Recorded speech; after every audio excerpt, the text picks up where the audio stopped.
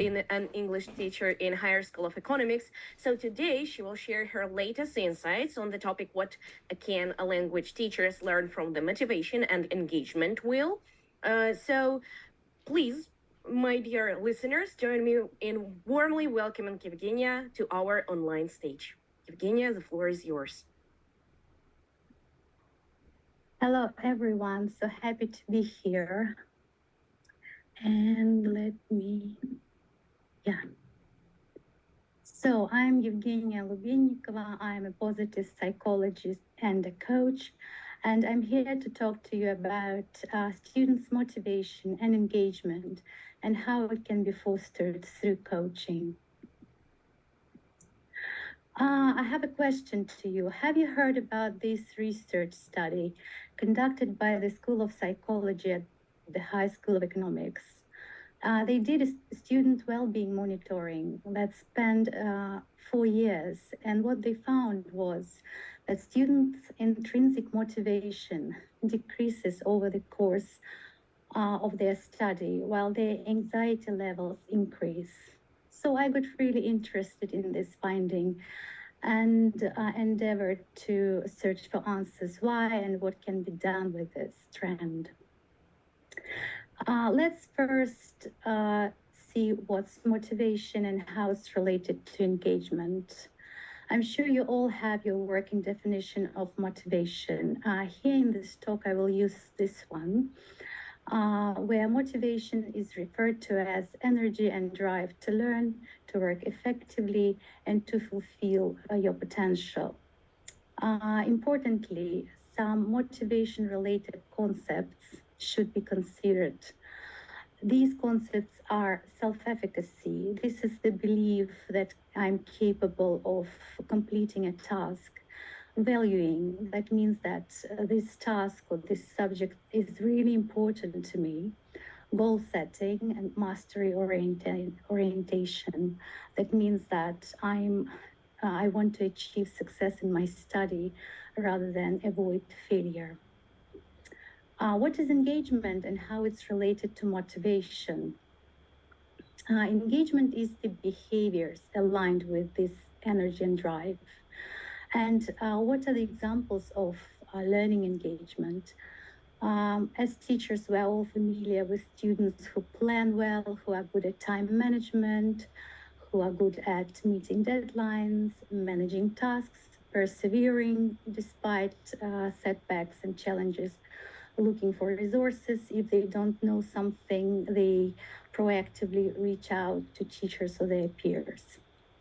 Let's now look at two theories of motivation to shed some light on what we want to see in our students. The self-determination theory of motivation developed by Ryan and Deci states that human beings have three basic psychological needs.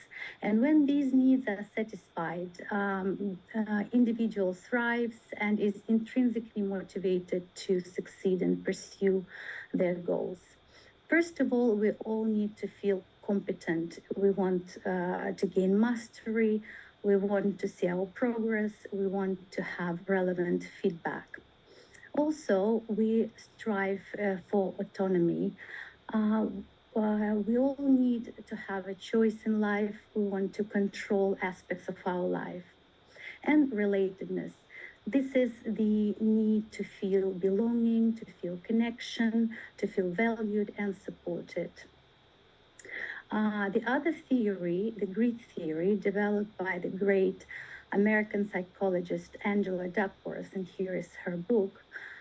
She states that grit is a mixture of passion and perseverance, and her definition of grit is it's the ability to set long-term goals and maintain consistent effort and focus towards achieving them, even in the face of adversity and setbacks. These two theories show us what kind of students are most likely to succeed in learning. And another model, especially developed for university students' motivation and engagement, proves the fact that there are very motivated students and there are students who for some reason are disengaged and experience a lot of negative emotions towards their studies. In the upper section of this wheel, you can see all those things that we've discussed, all those things that belong to motivation, to positive motivation and engagement. These are self-efficacy, mastery, orientation, valuing, persistence, planning, task management. And as the research finding by HSC psychology researchers shows, for some reasons, students who experience all those positive emotions and have those positive strategies somehow change. And some of them fall into this category of the lower part of the wheel and show anxiety, failure avoidance, uncertain control, self-handicapping, and disengagement. Just to clarify this concept for you, because they're very important for teachers and for teachers to understand how to deal with them. So anxiety is usually irrational fear of the unknown. Failure avoidance is about being focused on not disappointing others, on failure avoidance rather than success. Uncertain control is about not knowing what is within your control and which things you just need to accept. Self-handicapping is very common. You are all familiar with that. It is also called self-sabotage in psychology. These are such behaviors as perfectionism, procrastination, negative self-talk, self-criticism, and disengagement is at it's stopping to learn altogether, skipping classes, not doing homework, and being on the verge of quitting the university. So what can be done to solve the problem? What can help students develop their motivation or bring it back? Research suggests that coaching is a very effective tool. Coaching, and I'm talking about evidence-based psychological tool, this is a human development, evidence-based process that involves structured, focused interaction and the use of open questions to promote desirable and sustainable change for the benefit of the coachee and, in our case, for the benefit of the student. What does research say about coaching in academia or academic coaching or coaching in higher education? It is also called like this in literature. So on Google Scholar, research is abundant. I found just a few research studies, both qualitative and quantitative. So research suggests that academic coaching yields GPA increases and higher retention rates. It increases self-awareness and self-regulation. It can increase academic goal striving and academic goal commitment. Qualitative interviews found that students who received online coaching and both online and offline coaching experienced a safe environment, connection with a group, and self-awareness. Also, they felt resourceful, they felt self-aware, and they felt supported. Can teachers develop coaching skills? For sure they can. I used to work as a teacher. Now I'm a full-time coach, and I started my journey with the help of the GROW model. This model was developed by the great Sir John Whitmer, and it consists of 4 basic steps. Clarifying the goal, looking at the reality, options, and a way forward. Here I prepared some questions for you to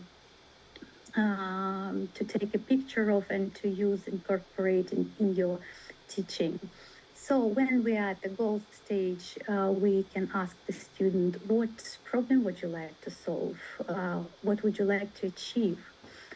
A key question here at this stage is why is it important for you to clarify the motivation? It's important to keep asking this question until the student says why it's important for him or her. And from that stage, you can move on to the reality stage. So, what's happening now? What have you done so far about it, about your procrastination, for example? Then moving on to the next stage, it's important to consider the options. So, what can you do about it? What are your options? What would be the ideal outcome for you? What ideas do you have to achieve your goal? And the last stage is the planning stage. So, what's your next step? If you face any obstacles, how can you overcome them? So, these are the basic coaching questions. And because coaching is about increasing awareness and giving back students his or her responsibility for the studies, safe space is key. So, what does it mean, safe space? First of all, it's confidential space. It's very important to develop trust with the student, for him or her to share with the teacher what's happening, why are they so disengaged, or why are they experiencing performance anxiety. It should be one-to-one, not in front of the class, otherwise the student can't open up. It's important to be non-judgmental and not give advice unless asked.